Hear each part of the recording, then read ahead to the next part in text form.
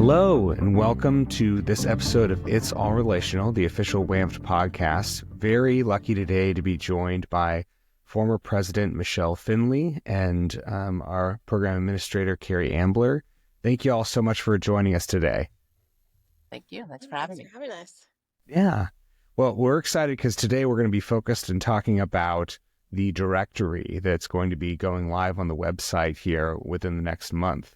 So it's a big moment for WAMFT, a big new initiative that's been in the works for a long time. Michelle, this was, your baby, for the time you were president. Can you tell us a little bit more about, what your inspiration was, why you were drawn to this project? Yes, I was actually thinking it was my baby even before you said that. So yes. Yeah. I was like, it's like my little baby. Yes. Yeah. As I was saying before we started recording, it was around the time, it's like after, technically still part of the pandemic, but it's kind of after that wave of like, oh my gosh, we all have to be connected online all the time, blah, blah, blah. And I think WAMFT, was in a state of really trying to better appeal to and connect the marriage family therapists across the state. I think, and there's still that challenge because, of course, from a population perspective, there's still a lot of us in the Western Washington, Seattle, Tacoma area. But I think in part of that, I think the idea of a directory kind of came out of that milieu, that context of trying to better connect everyone. And, how do we continue to take advantage of our technology at hand? And so at first for me, it was about how do we connect students who are about to graduate, who have just graduated, to finding a supervisor who's qualified to provide them the supervision hours that they have to have toward getting their full licensure in the state of Washington, right? So, and for a lot of folks who go into community mental health, often that is kind of part of the appeal. Is that you get that for free. Your salary might not be great, but at least you're not having to pay for your supervision. And for others, they were like, no, I want to go strike out into a group practice or my own practice, and that's not an option. So what do I do? And so the other piece, we have unique training, and some of us have like what Washington State approved training. Others of us have the WAMFT approved supervisor status. Some of us have both. And so I wanted something for, so folks were didn't have to like rely on like, who are less connected. Maybe they weren't in Washington, but for grad school, but they do want to live here. And so they don't have the connections maybe that some of us have for various reasons. And cold emailing and cold calling can be pretty hard and demoralizing. Can be cold. So it can get frigid. Be cold. Exactly. Yeah. And I wanted something where you could like comprehensive in a good way, not overwhelming, where you can filter for what you needed, and not just who's got the credential, but even better, maybe someone who is kind of like we kind of have some common interests in terms of our clinical values and way of working. So I'm more encompassing than, are you a warm body who's qualified and has the time? Sure. And that then evolved into, it's like, well, I want a better system for how people can share referrals or, right now, like I know people who are like, I'm part of this Facebook group and it's very informal. Not that those are ineffective or bad. We need all those, but I wanted something more systematic to help people narrow down in a way to kind of model like the client-facing directories like Therapy Den or Psychology Today. But it's like for us, by us, but still speaks to a lot of the same things that clients also care about. Like, do you take my insurance? Would you do a super bill if you don't? Are you, is it Venmo? Is it Visa? Like check only, cash? What bars? Like what is it that I got to do? Like there's those kind of more nitty-gritty questions that often you don't really get the luxury to talk about when you're just trying to say, hey, do you think you could see this client? They have this issue. I don't really feel like I got what they need. Can you do it? And so then it kind of evolved to become a both and. And then, I think for me, it was just like, how do we use this as a service? In my mind, and I don't know where y'all are with it from a WAMFT perspective, but initially we were like, it was also about like, what's the value of being a WAMFT member? Like, how do we add value to this membership? And so that was another thing that I was like, pretty passionate about, like wanting a process where people can feel like they're really getting something, like they're getting better access to a network beyond just like, here's our membership list and some emails, knock yourself out, so that's kind of the origin story for that. Totally. And so, totally. And what's kind of interesting about this, I was just mentioning this to you, Michelle, like for me, I'm newer to the WAMFT board, newer to kind of being involved with WAMFT. So, I came in kind of classic white guy behavior, I guess, right? Like, I have this great idea. What if we had a directory? I love this. This is great. And everyone, looks at me like, yeah, hey, you're it validates though. Right. Yeah. You're about 3 years late to this one. Classic sort of thing. I similarly on a different wavelength, a parallel process, if you will, using our systemic language, was excited about the idea of WAMFT being able to provide something like this, even though I didn't know about it. Right. Yeah. And so to learn about it and to see it at the end of its process, where it's like looking awesome and, sleek and is going to be great for members. It was really cool. Right. Now, I'm curious because obviously, I kind of came to it with fresh eyes. One would think, Michelle, you had this awesome idea. You're like, let's do this. Okay. How hard can it be? Right. Cary can also speak to the truth of that. Yeah. So walk us through here, right? Because 3 years ago, right, you had the idea, but we're just now obviously getting to the point where that's a long gestation process. Share this with members and however else it wants to be. You want to do this. Yeah, I mean, I think, given my role as president, I obviously had more ability and autonomy to say, hey, I think this is a value. Right. And so, first part is the buy-in from the board. Do we think this is a good idea? Right. Wanting to be as like democratic and shared governance kind of mentality mindset with it. Okay, great. What do we want it to do? How the heck do we get somebody to do this? So as I'm sure you're aware, Trevor, like WAMFT is not, it's a relatively small nonprofit organization. It's not just like flush with cash, so it really, then we had to get creative about how to get someone with the skills to build this. So that then led us into, I don't even remember the name of the board. Like we basically put together like a job description and like an unpaid internship. And we try to be very explicit, like it's unpaid. This is meant for people who maybe are seeing this as a benefit, to say this is a project that I built. Please hire me. We try to frame it as that, so it's not totally just like trying to take advantage of somebody. We posted it on the Washington College's job boards. Yeah. Yes. Right. Yes. So you were looking for a volunteer, essentially, like a volunteer programmer. Maybe somebody just say, who could add to their portfolio, get a little bit of experience. Exactly. Yeah. Right. And so that led to lots of interviews Cary and I did to whittle it down and find somebody. And that in of itself was a challenge, like, again, especially when you're like, hey, we don't have the ability to pay, like trying to be as like generous with our time and like, and also rolling up our own sleeves to do whatever work we could, and also leaning on this person who doesn't have knowledge, which in a lot of ways is a benefit, but doesn't have the knowledge of therapy. So there's a lot of like, no, it needs to be this language, it needs to be that. So that was another piece that was challenging. And we got Anthony, was great to work with. Anthony the programmer, right? Not Anthony. Yeah. Sorry. A lot of Anthony. Anthony the programmer. Right. And this is such an audacious idea. I think, like, hey, we need to build out this extremely important part of our website. Let's get a volunteer. I mean, that's classic, awesome nonprofit, thinking. And the fact that is like what led us to Anthony, right? And got us, involved. It's so cool. Yeah.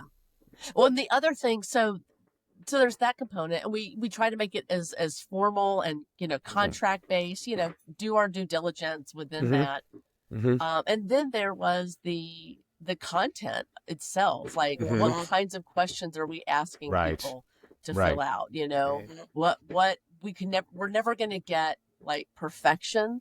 And we don't want that to be the enemy of the good, but also like we don't want to be exclusionary in the kinds of questions about demographics that are important to people to search and find that commonality. And then also like going through with our board and other feedback from the community. I think we even had like kind of test case users to give us feedback on, does this represent the kinds of clinical focus areas or expertise or specialty licensing, whatever, blah, blah, blah, those kinds of things. We wanted to make sure we were casting a pretty wide net, within the constraints of the website and that sort of thing, without it also being overwhelming where you're just like going through like thousands of options. And you're like, okay, never mind. I don't need a directory. I'll just cold email. This is way worse. You know what I mean? That kind of Goldilocks balance of like comprehensive, but not arduous. And meanwhile, also trying to make sure it was sustainable for us to, this is we have to be able not to do this. Our expertise. And, we've got a volunteer now, which turned into us needing to pay him at, a later date because 3 years into this, he's like, this is fun, but I could, I do need to eat. But, we need something to be sustainable that, I can manage or a board member can manage, and I helped build the website, but I'm not some tech whiz. I'm not a coder. I can't do that. Right. And Cary, I don't know where you are with this, but that was one of the things that we were trying to kind of like pull together is like kind of a manual of sorts, like that anybody could kind of go in and read that and make some edits, so we weren't reliant on like pulling in, the big computer programmer, software engineer every time we had a problem with it, so that was a big concern. And so now as we get this kind of like to the verge, of being able to go live with it, we it's doing the things, Michelle, that you kind of envisioned it would be able to do, all the stuff you're describing about specialties, about, demographics, populations people want to work with, all that sort of stuff. It's an exciting thing, and like you're saying, the hope here, I think for a lot of us, especially for, like you're saying, younger, students that are getting into private practice, things like that, being able to eliminate that monthly Psychology Today or Good Therapy or Therapy Den expense and being able to refer to other systemic therapists. I know for me, whenever I'm wanting to refer clients, I'm always wanting to send them to an MFT. I do, have a strong preference for systemic-minded folks. And so being able to do that and see where all of the Washington MFTs are, all, under one roof, that's a really exciting thing now that we have the ability to do. So, the thing though that we're up against, because, this has been this long gestating process, now it's all about getting members to put their information on there, right? Because this thing is useless if it's just the board members, right? It's just, now you get to see all the board members and their specialties. I made a wager with Billy, the current president, that we could get 200 people signed up for this by the time it went live. It's an undisclosed sum of money, but some are saying it's in the low two figures range. Nice. I like it. Provide for my kids' college fund if you're interested in this, and sign up for the directory. Cary, can you talk about how WAMFT members can get themselves on the directory and get their page live? Yeah, definitely. So the first step is creating an account on our website. And many of our members have that already. Anybody who has attended a WAMFT event in the last 3.5, 4 years has an account on our website. Okay.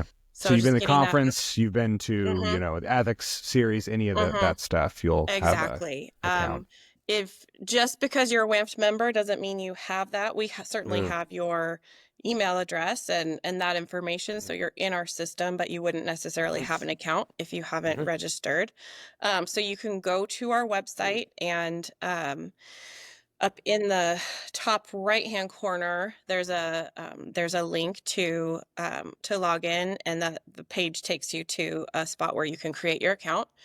It's great if you use the same email address that you have in your for your WAMFT AAMFT membership, because again, we already have that information in the system. Otherwise, then we'll have maybe 2 of you in the system, which can create some confusion down the road. And then from there, you can, once you've created your account, basically you go to, oh gosh, sorry, I don't have it right in front of me right now. I want to make sure I'm telling people the right things. Also, Asterisk, our membership chair, has created a video that we will be sharing. We may have already shared it about step by step how to do this. How to do it. I will also I'm the technology chair, so I'm going to be hosting open office hours on Tuesday mornings from here until launch from 8 to 10. So if any member is interested in just being walked through the process, I'm very happy to do that. You can find my information on our website. Yeah. Nice. So once you've logged in, you will go to a page that basically it has a spot where you could add your photo if you want to. It kind of has notifications about blog posts and things like that can just come up for you. But on the left-hand side, there's a list of events, membership, my wallet, my details, my groups. If you click on my details, that is where you want to go to actually edit your profile. And it's just important, and I think it says this if you try to submit and you haven't, it's important that you fill out every field. Yes. And then once you have filled out every field, then you just go ahead and up at the top right-hand corner, click Update Info, and then your profile is updated. Yeah. It's a pretty simple process. Yeah. It is. It should say updated or there's something that kind of gives you assurance that a little message comes up and says that your profile was successfully updated. And I got to say, kind of looking through this and working through these last couple of weeks, really impressive and exhaustive, the, possible populations and specialties like you were referencing, Michelle. I think you all did a great job at kind of making sure you covered the breadth of experiences that systemic therapists, work through, right? And specialties and, modalities. I would be hard pressed for someone to find something that a systems therapist could do that isn't listed there, right? You can select up to 7 populations or specialties that you technically use. The system allows you to select more than 7, but we recommend 7 as kind of a maximum. We really want people to be able to find kind of your most the things that you're most specialized in, the things that apply most. So we don't want people to check every single box. And the other thing is we've worked really hard to create that pretty exhaustive list, but there's always, we can't necessarily always capture every single detail, even as much as we try. So there is a spot for you to put a bio as well on that page. So that's a really great spot. If you feel like the form hasn't captured something, you can include those extra details in there. Certainly let us know if you think that we missed something. But again, we've gone over and over this, and every time we make a change, then it kind of breaks stuff and we have to go back and fix it. So we want to make sure everybody feels included and that we're capturing the important information. So let us know, and if it is something that we can add or adjust, we certainly will look at that. But again, certainly the bio is a great spot to add any missing information. Yeah, and I really do hope members, as you're listening to this, take advantage of this opportunity. This is really a value add to your membership, right? That you get just as a part of your normal WAMFT membership. And, obviously, honoring the work that you've done, Michelle, and everyone has done to get us here, right, to the point where we have this opportunity. It's also important as we move forward to, when you're sharing referrals to other systems therapists, to use the directory to do that, right? Because the more you share the links, the more Google likes our pages, and the more traffic gets driven, right? So I think, it's important not just to, update right away so that I win my bet with Billy, but also to continue using it, right? So that we can generate more traffic and interest, and then other LMFTs and WAMP members can add to the directory as well. Awesome. So yeah. Yeah. I think just that. Oh, sorry, Michelle, go ahead.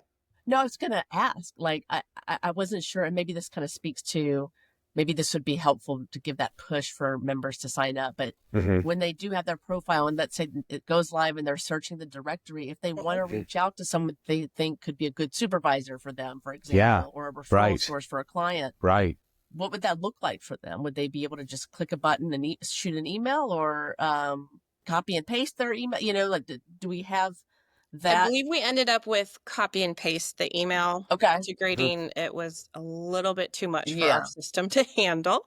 Fair enough, just given our that ability to directly connect with the person that they think that they're finding that could be a good resource for them. Yeah. Okay. Yeah. Well, and I will say we do get, I know that there's a lot of people who are searching for supervisors out there. There's also a lot of people who reach out to us who are clients who are looking for a therapist. So this can be a really great opportunity for, those supervisors looking for supervisees to get more for, if you need more clients, could be a great opportunity for that, because right now we refer people over to the AMFT website, but once we get this up and running, we can really focus on bringing people to this tool instead. So you'll get more views that way. Yeah.